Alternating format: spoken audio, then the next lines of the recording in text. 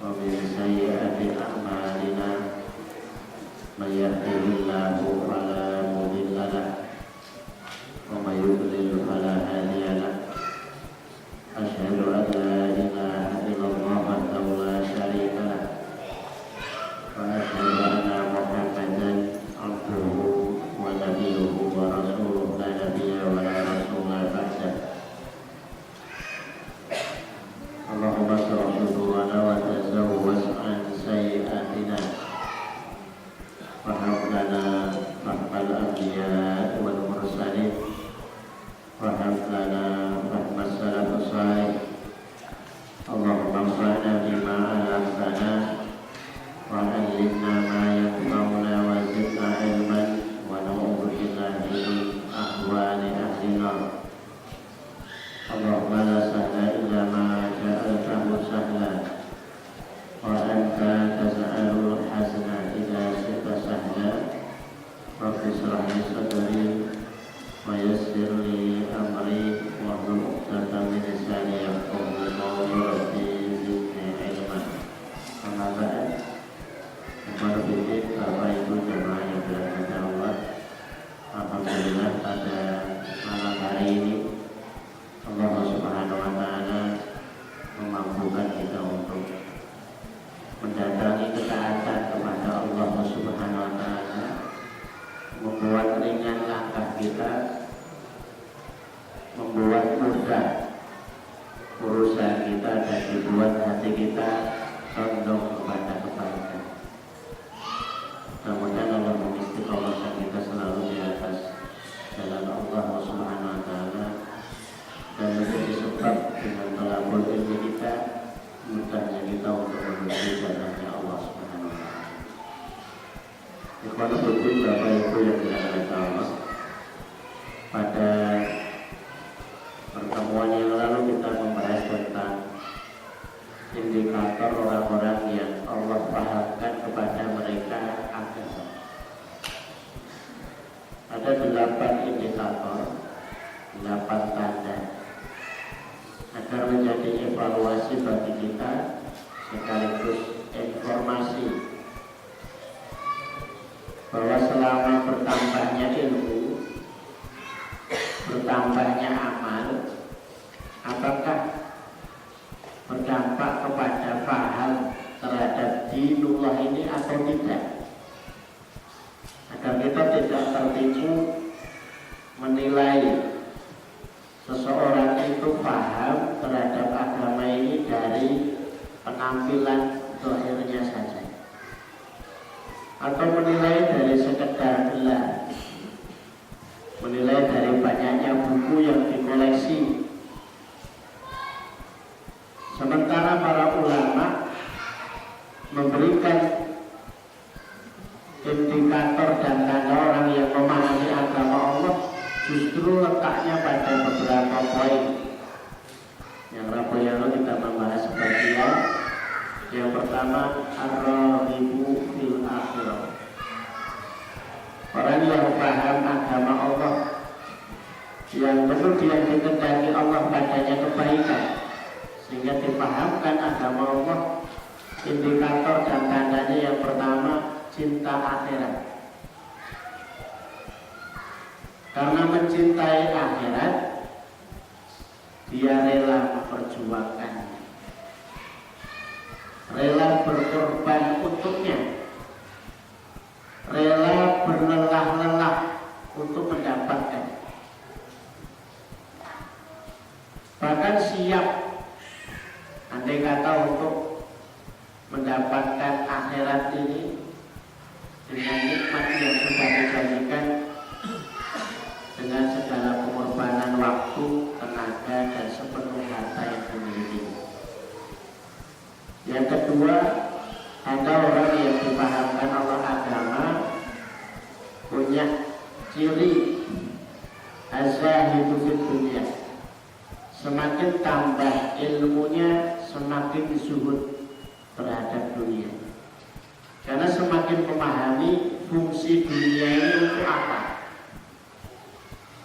Yang tidak memahami justru sebaliknya menjadikan dunia ini tujuan yang ingin diraih, membatasi nikmat puncak itu pada dunia, menjadikan surganya ya dunia ini.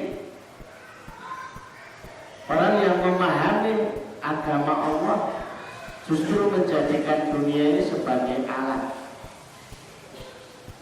sarana, batu lompatan untuk mendapatkan nikmat akhirat, menjadikan dunia umpan untuk mendapatkan tangkapan besar akhirat, menjadikan dunia ini sawah yang ia banyak menanam apapun benih kebaikan untuk mendapatkan panen besar akhirat.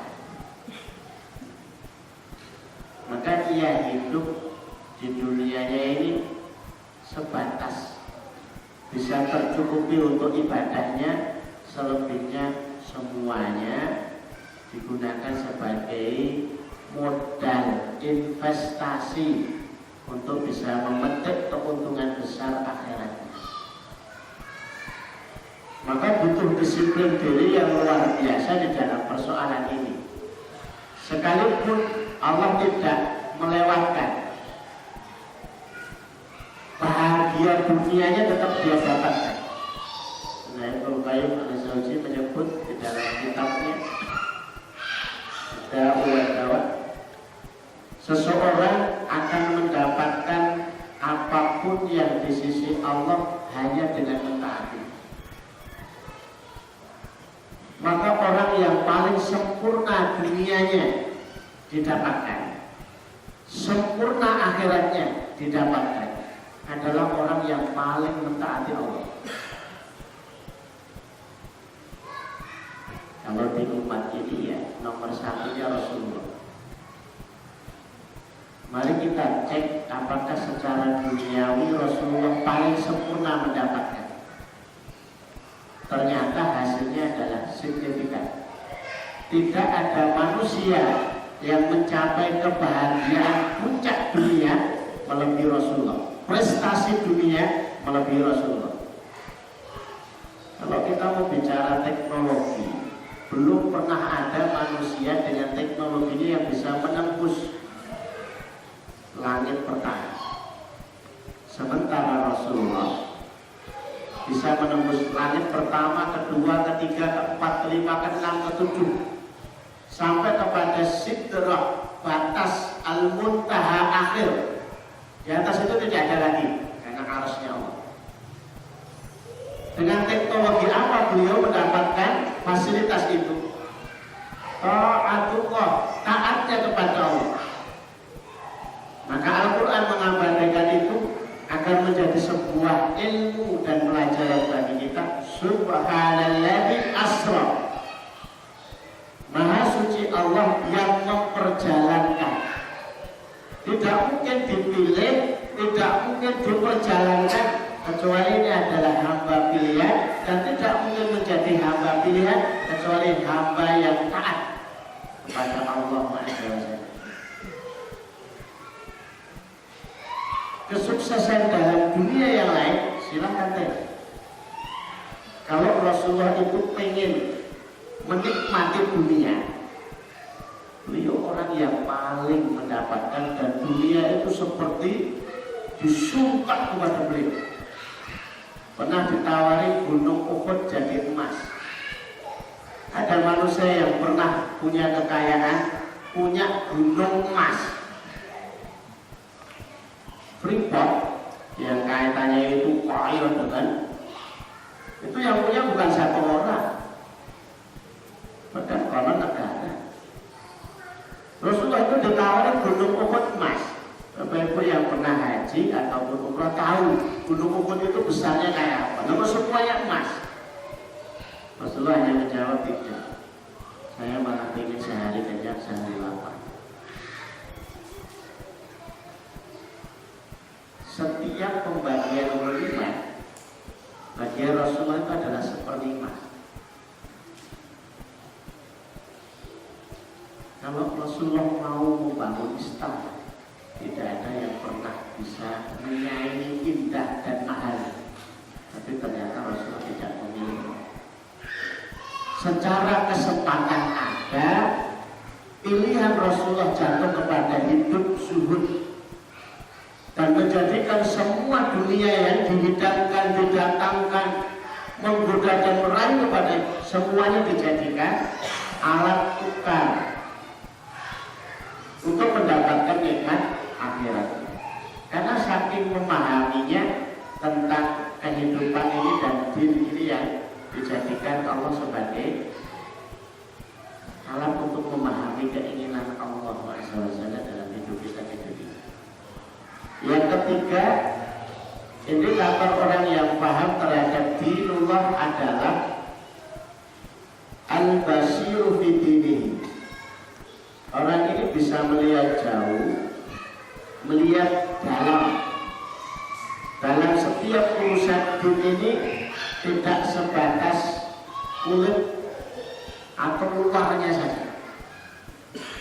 Karena kalau seseorang itu hanya melihat agama dan perintah yang ada di dalamnya itu sebatas kulitnya saja, tidak akan pernah bisa mengistiqomah. Apa yang menahan seseorang itu bisa sabar di atas ujian yang terus datang silih berganti? Ya karena ada yang dilihat jauh pahala. Apa yang menjadikan para bapak itu sabar mengurus keluarga? Jika seorang bapak itu pernah ditanya oleh anaknya, Pak, berapa biaya menikah? Bapaknya jawab, saya tidak tahu. Bapak nggak tahu, Pak? Ya masalahnya sampai sekarang saya masih biayai. Kalau tahu, ya saya akan kasih tahu. Bayangan kebanyakan orang biaya nikah itu akad nikah, mahar, biaya walimah selesai. Kenyataannya sampai putra 2, 5 itu tetap biayai. Sudah tua tambah biayanya lagi. Jadi kalau mau takut aja sekalian. Tapi kalau mau menjemput janji Allah, semestinya seseorang bisa mengusir keraguannya. Iya pun fuqara. Kalau kalian takut memasuki sunnah dan perintah Allah ini, takut fakir, yughnihimullahu fadlahu. Apa yang ada kayak ketiga sahabat itu yang setelah mengamati amalan Rasul, ketiganya berkesimpulan yang satu, saya akan saum terus, tidak mau berhenti. Ya balik disaum, tidak ada putusnya. Yang satu, saya akan sholat malam terus, tidak mau tidur. Yang satu akan membujang agar lebih fokus ibadahnya kepada Allah. Ketiganya dipanggil Rasulullah, kemudian dinasihati. Orang yang paling takwa itu ya aku.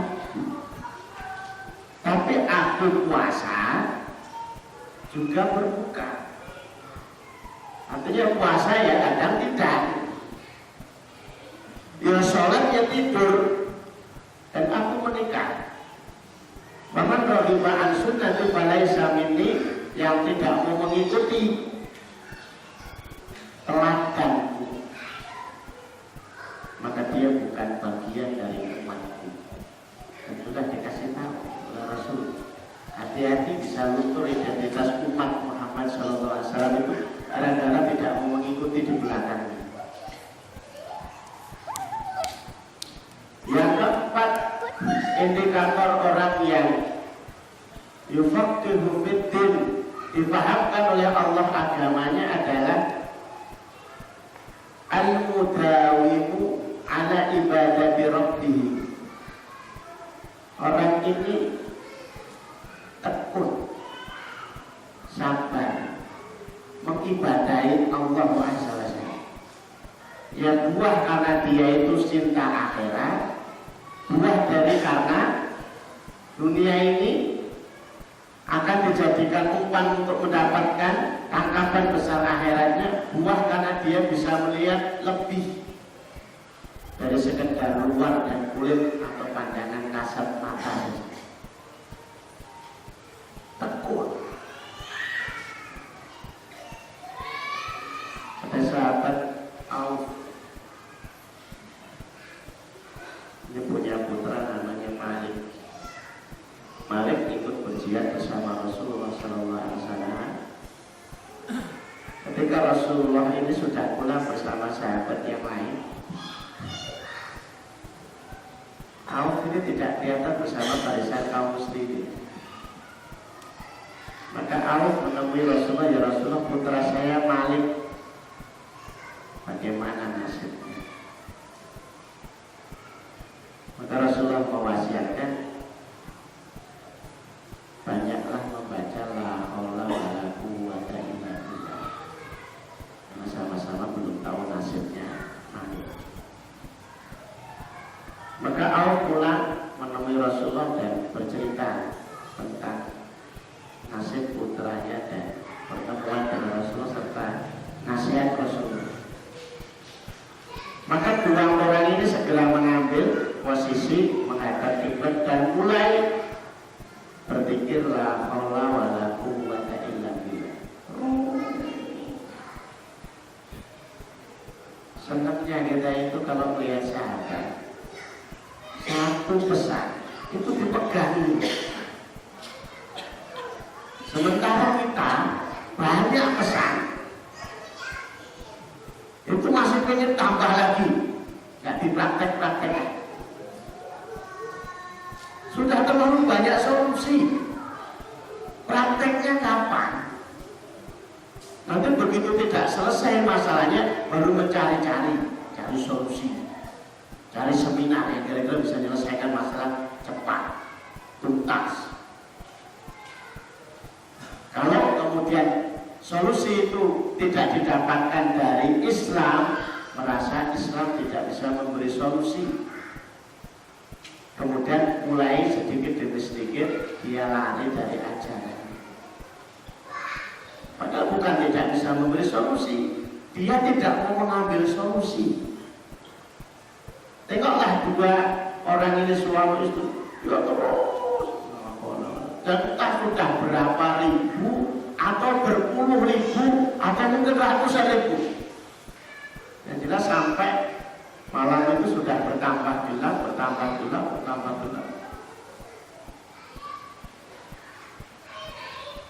Menjelang pagi itu diketuk. Begitu dibuka, Malik sambil bawa kambing banyak. Bapak ibunya kaget, bagaimana kamu bisa pulang? Malik bercerita, aku tertawan musuh. Tanganku dirantai pakai besi, kakiku juga diikat. Tidak bisa melepaskan. Terbesit pikiranku untuk kabur. Tapi karena dirantai besi, tapi tidak tahu tiba-tiba kok besi ini melonggar. Maka aku bisa melepaskan diri dari itu dan bisa melepaskan ikatan kaki, bisa melarikan diri dari pengawasan musyrikin yang menjadi musuh-musuhnya, bahkan bisa membawa banyak kambing sebagai ghanimah. Ini kan cerdas, melepaskan diri, kabur, sempat bawa kambing. Sulit loh ya, melarikan diri dari musuh sambil bawa kambing, keterampilan ya. Saya cukup lama bayangkan ya, piye caranya. Wah itu nggak dikejar musuh bawa kambing aja susah. Saya pernah menguji teman itu, ada 25 ekor, silahkan bawa kambing. Sendirian giring kambing, nggak ada ilmunya. Pantesan para kambing dulu selalu melalui proses pelatihannya itu dengan mengembangkan menggembala kambing sebelum menggembala umat. Karena keterampilannya ini dibutuhkan. Bagaimana ngurusi banyak orang, bawa ke sini lari ke sana, bawa ke sana. Trik-triknya ada di penggembala kambing. Kekaguman yang kedua dari orang tua itu satu ya. Yang kedua, jarak antara kamu di Tawang sampai lokasi rumah itu perjalanan seharian itu baru nyampe. Itu kok cepat sekali. Bagaimana itu kamu bisa lakukan? Saya tidak tahu bagaimana ceritanya kok seperti saya ini dibawa terbang malaikat. Jalan cepat.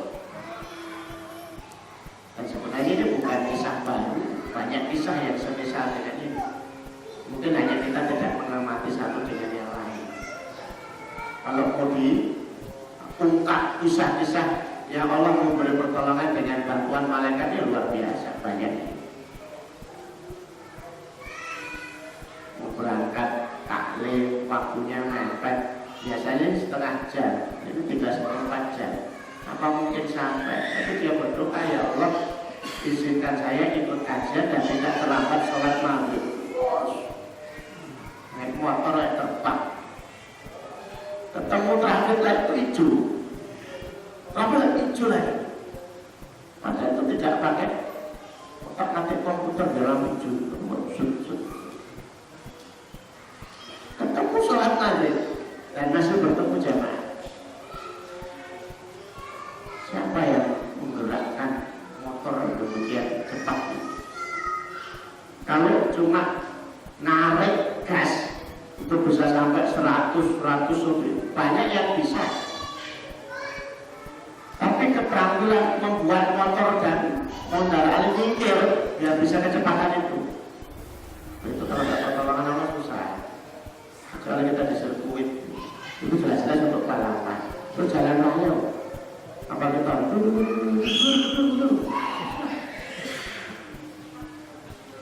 pernah terjadi di Kuwait. Saya baca di sebuah kisah seorang yang sudah jatuh bangkrut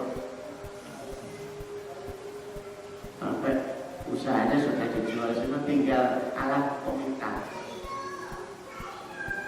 itu pun dijual laku 1 dirham, dibawa ke pasar rencananya untuk beli bahan makanan. Tengah jalan ketemu 2 orang yang sedang padu. Berusaha dilerai, ditanya apa sih masalahnya. Dia merebut dirham saya. Dia yang merebut.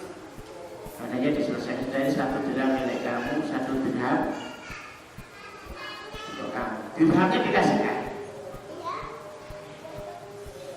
Dia pulang lagi ketemu dengan istrinya. Ya, sabar, kita tidak usah makan dulu karena memang uangnya yang 1 dirham digunakan untuk mendamaikan 2 orang yang sedang berkelahi. Tapi kita butuh makan. Makanya ada barang apa saja yang di rumah itu yang bisa mau dijual, dibawa ke pasar. Ditawar-tawarkan sampai pasar mau tutup, tidak laku. Jadi dibawa pulang. Sambil pulang ini berpapasan dengan penjual ikan yang sama-sama tidak laku. Daripada pulang membawa barang, dua-duanya akhirnya sepakat barter. Ikannya besar, tapi hampir busuk. Ini yang bikin tidak laku. Jadi cepat-cepat dia pulang ke rumah, sampai ke rumah, dia bilang sama istrinya, cepat ini segera dimulai. Ya kita yang kelaparan juga ya tidak tambah busuk. Ketika perut ikan ini dibuka, menemukan batu sebesar telur bulu. Kemudian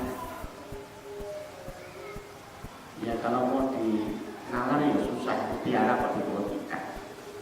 Bukunya ya ditiram mutiara. Jadi bukunya cerita begitu ya saya percaya. Panjenengan pengen buktikan ya silakan, nanti cari ikan-ikan yang bisa coba, barangkali ada ya. Apakah itu karena mutiara yang berproses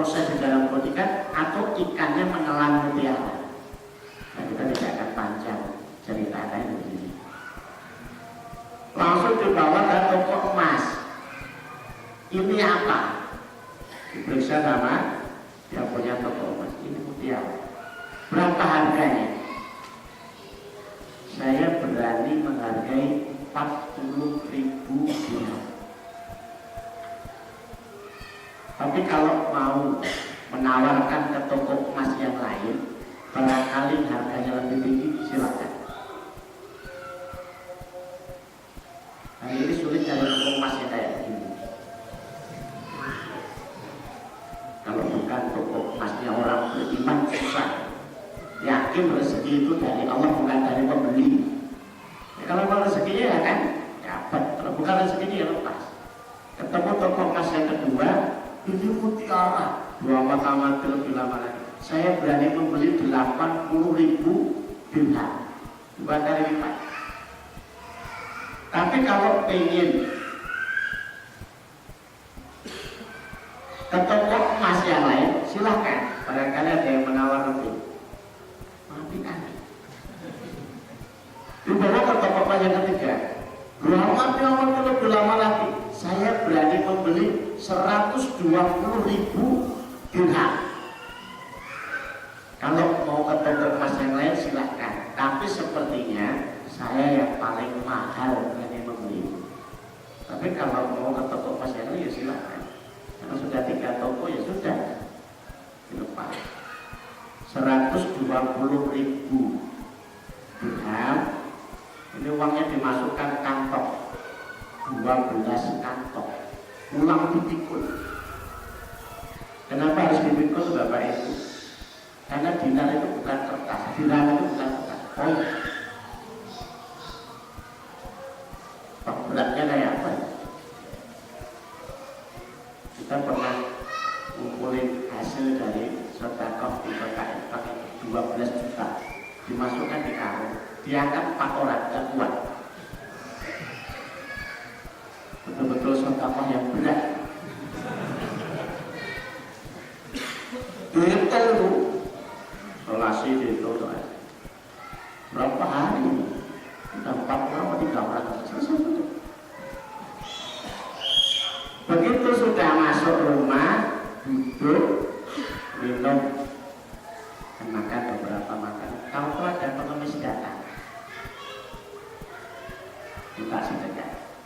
Pengemisnya disuruh masuk, minum, disuruh makan. Entah minum atau makan tidak tahu. Dan jelas, kemudian dia cerita, saya awalnya dari ini. Sekarang silahkan ambil. Berapa? Ambil aja 6 kantong. Ada Bapak Ibu yang berani kayak gitu. Dulu pernah ragu ketika ditawari tanah. Ya, karena dipaksa masalahnya beli murah. Nggak tahunya kemudian hari jadi tempat strategis, nilainya sampai N. Padahal dia juga tidak tahu, tidak ada perlakuan apa-apa, tahu-tahu.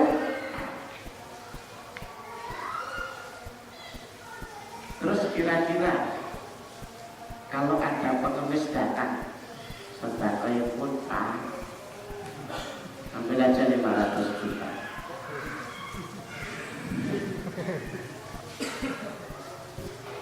Saya omah diceritain, karena pernah di Balikpapan banyak yang konsultasi, Ustaz doakan tanah saya laku. Sebentar Pak, duduk dulu. Kalau saya ikut membantu menjualkan tanah panjenengan, saya dapat berapa persen? Ya nggak enak kalau mesti persen sama Ustaz.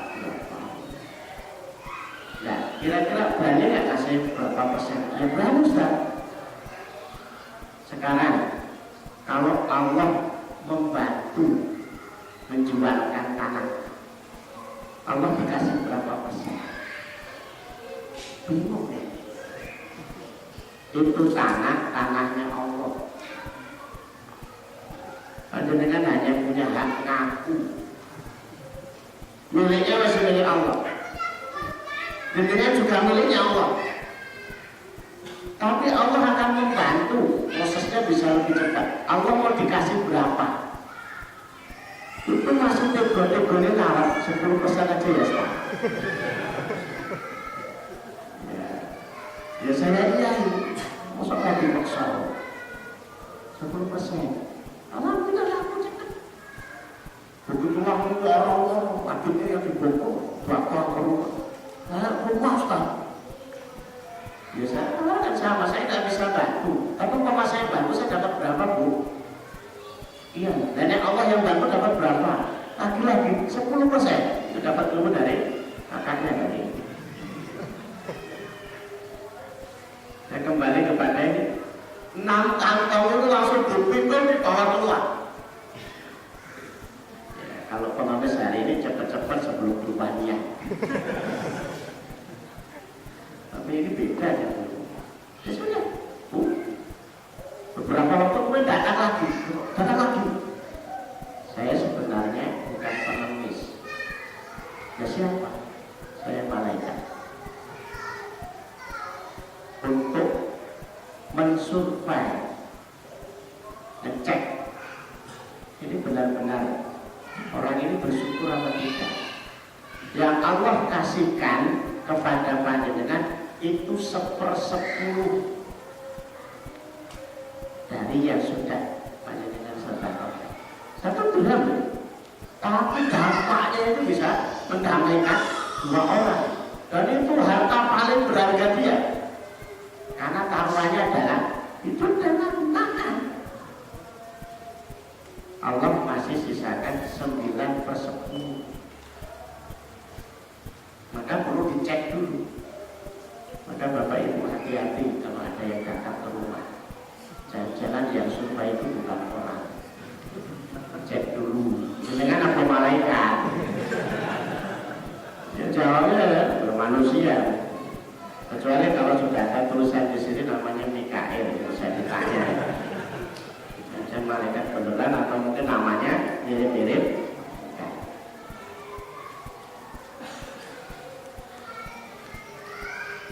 Jadi tekun orang yang tahu apa yang Allah janjikan, orang yang tahu pahala yang Allah janjikan, yang mau tidak mau dia tetap tertarik, kepincut, akhirnya tekun mengibadahi Allah SWT.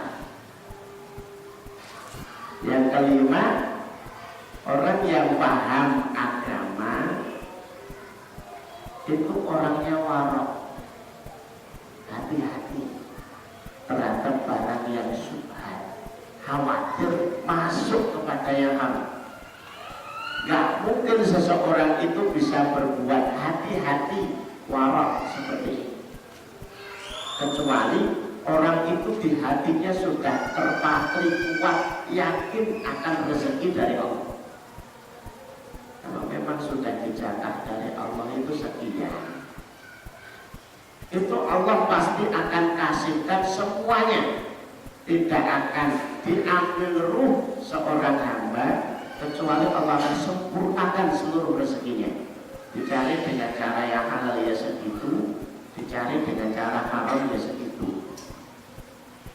Fa'ajmilu fit talab, hendaklah seseorang itu kalau memahami ini mempercantik cara mendapatkan.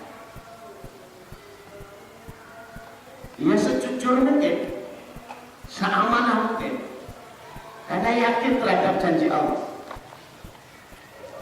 Bahwa kemudian jatahnya itu selama hidup 10 miliar. Ternyata di antara jatah-jatah ini dikembalikan lagi di jalan Allah, disedekahkan, diwakafkan. Maka ya jatahnya tetap 10 miliar, tapi plus barokah, kelipatan, pengembalian pahala. Tapi sebenarnya jatahnya tetap 10. Barokahnya ini yang menjadikan manfaat. Kalau dia yakin, maka seperti yang dikatakan oleh Hasan Al-Basri, aku yakin rezekiku tidak akan tertukar, maka aku tenang. Aku yakin ibadahku tidak dikerjakan oleh orang lain, maka aku sungguh-sungguh mengerjakannya. mungkin sholat itu akan dikerjakan oleh anakku, nggak mungkin. Ya aku kerjakan sendiri. Sehingga muncul kisah-kisah tentang warok, beberapa yang sudah kami ceritakan kepada banyak. Tapi kita senang ya, mengulang-ulang kisah itu karena langka. Teriring doa kita, mudah-mudahan kita bisa meneladani orang macam Abu Bakar As-Siddiq ketika disuguhkan makanan. Lupa belum tanya dari mana, tahu sudah dimakan. Begitu ditanya pembantunya, dulu kami pernah menjampi di masa jahiliyah. Ini baru dikasih upah. Astagfirullahaladzim. Langsung tangannya dimasuk. Masukkan ke logok.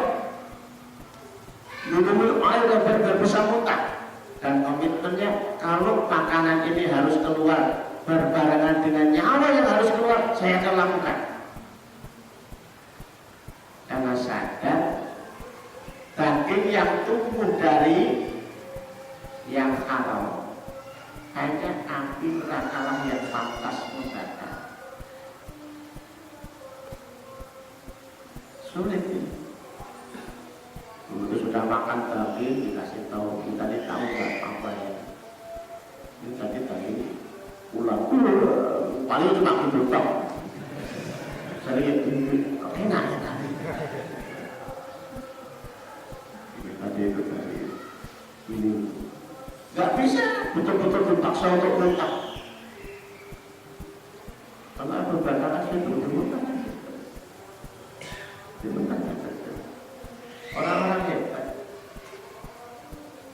Abdurrahman bin Auf, kisah yang sering kita ulang-ulang. Masuk Madinah dengan 700 ekor kota dan dagangan di atas.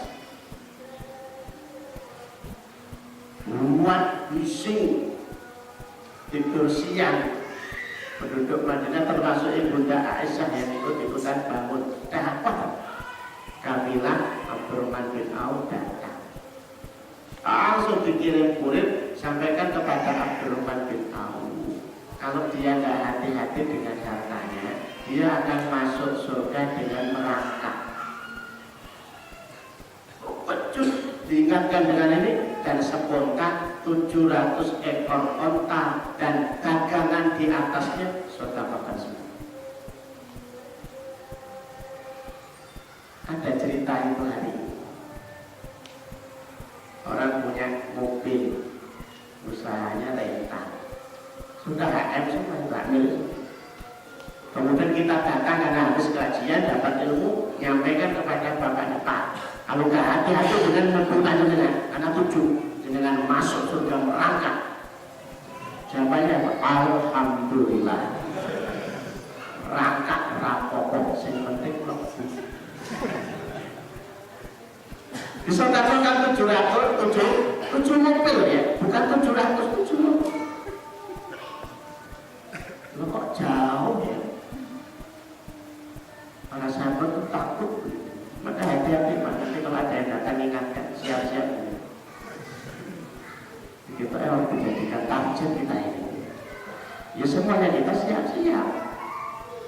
Karena kalau kita mau meniru para sahabat yang sudah jelas-jelas dijamin stempelnya ini pasti masuk jannah. Yang ikutinya memang model-model kayak beginian ini susah.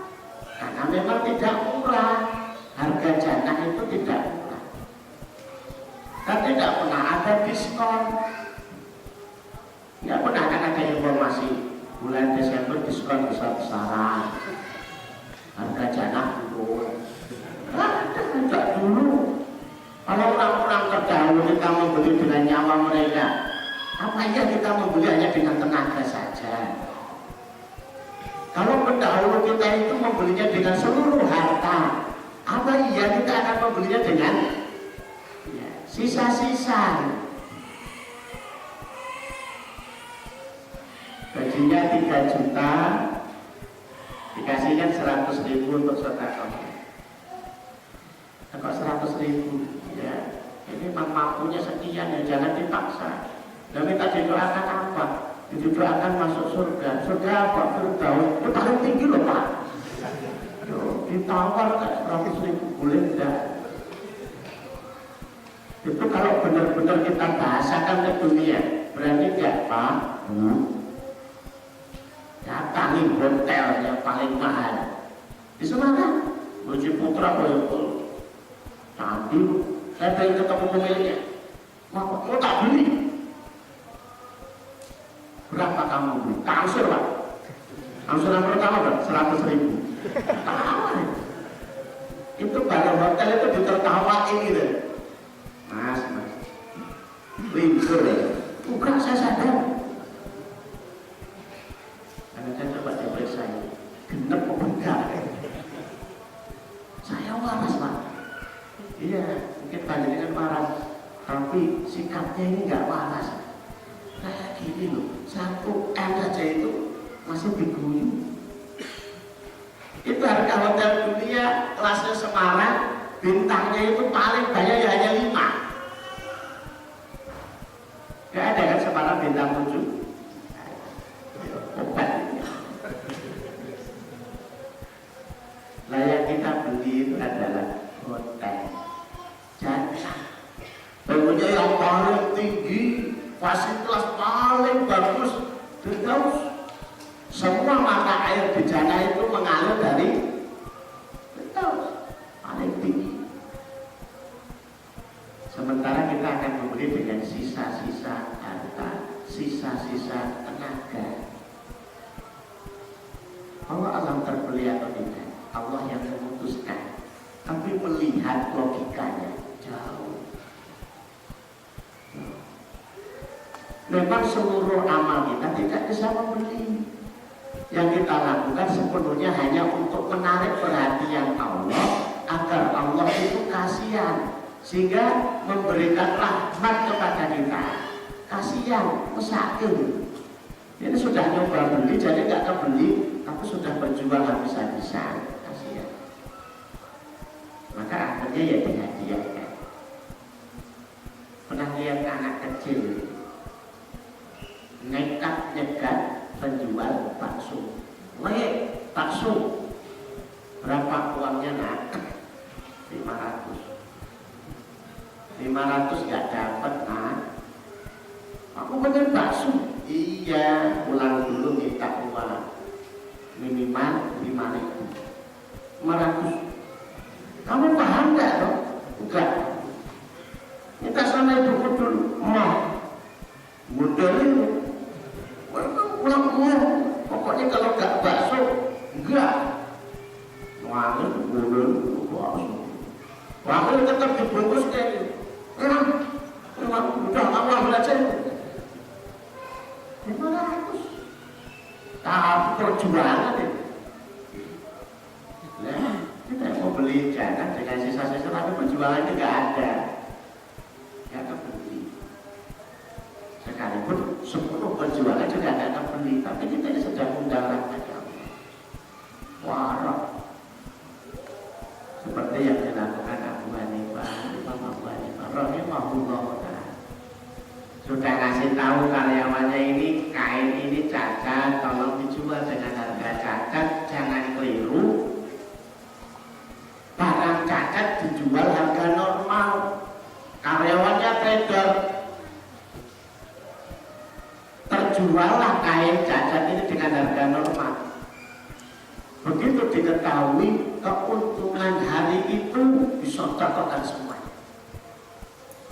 Dan tidak dijelaskan itu hari apa. Nah kalau kita praktekkan tiru hari ini, lah kok pas hari raya.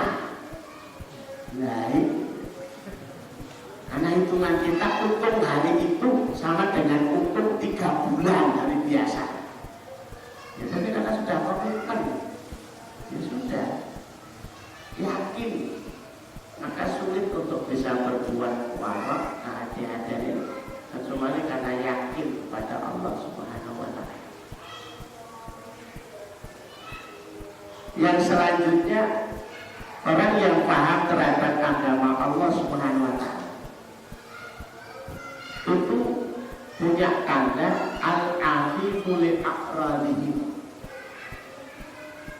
Orangnya sangat Dia tidak ingin Islam ini dihinakan, Islam dijatuhkan. Maka ketika Abdullah bin Hudzafah ini tertangkap,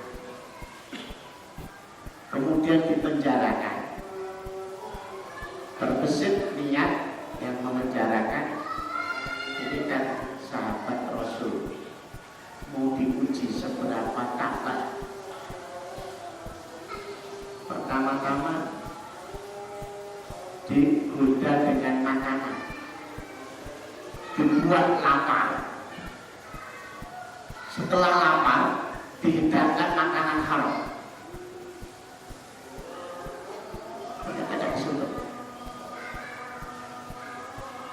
Kemudian dipanggil, kenapa kamu tidak makan?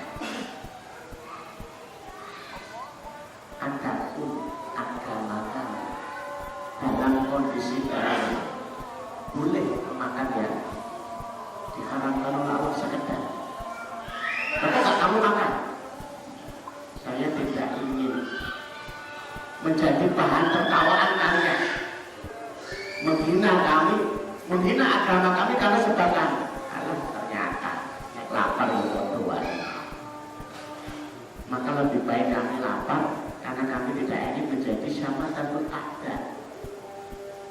Musuh bertepuk tangan gembira melihat kita ini sedang jatuh, karena menurutnya ternyata sama saja tidak memegang agama. Hari ini udah mulai berani, mulai jangan ini, ternyata cemen-cemen itu banyak. Kalau kita tidak betul-betul memegang kehormatan kita, yang maknanya itu adalah kehormatan Islam, al-Islamu ya'lu wa la yu'la alaih, nanti akan jatuh dan akan benar apa yang disabdakan oleh Rasulullah, yushiku an tada'al umam al-aqlati bi bas'atiha, dekat waktunya umat ini seperti hidangan yang diperebutkan, jadi bahan rebutan, jadi bahan yang dijatuhkan. Amkilah turbina ya umat ini ya Rasulullah, lo kok bisa, apakah kita minoritas waktu itu? Berindakum kadirun, justru kamu waktu itu mayoritas.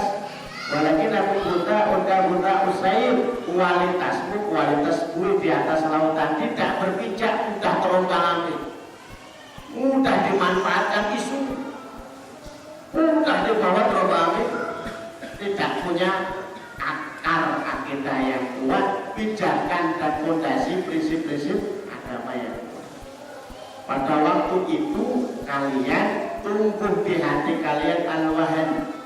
Ditanyakan oleh saya, apa itu hubudun, sudah pada cinta dunia. Maka dia tuh takut kalau mati, dan mulai dicabut rasa takut dari hati musuh-musuh kalian.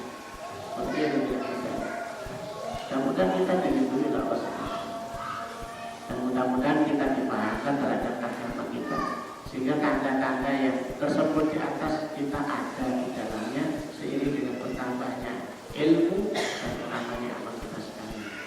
Kita cukupkan apa Allahumma ta'ala bihadilailah warzuqna fahman wa amalan bimana ta'ala. Sebelum saya akhiri menginformasikan saudara Bapak Ibu sekalian, yang lalu terkumpul 846.000 dan menjadi saudara yang Allah memberkahi keluarga panjenengan, mata panjenengan dipahalai, diberkahi harta yang disisakan, diampuni seluruh dosa-dosanya dan diselesaikan masalah. Wassalamualaikum warahmatullahi wabarakatuh.